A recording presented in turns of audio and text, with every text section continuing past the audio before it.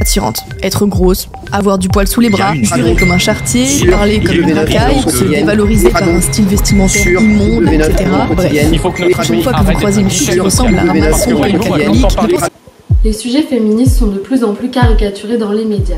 Ah, c'est bon, on a compris.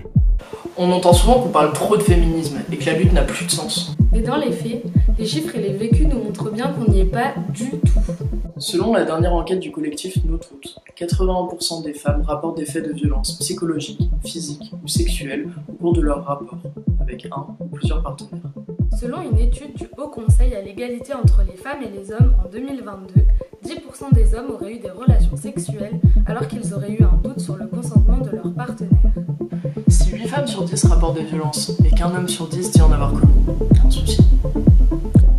Est-ce un problème de perception ou d'information?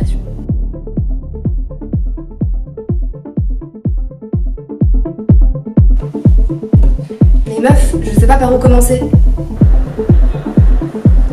Ça agace. Mais je comprends rien. De toute façon, j'ai jamais été une grande lectrice.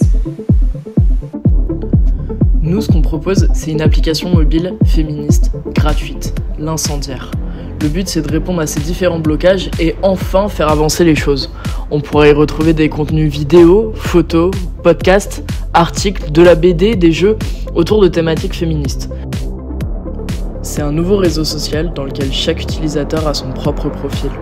Tout le monde peut s'approprier les contenus, les commenter, les noter, les partager. Une sorte de mélange entre Letterboxd, Pokémon et Instagram. L'objectif, centraliser sur une même plateforme une variété de contenus féministes permettant à chacun et chacune de s'informer selon ses préférences.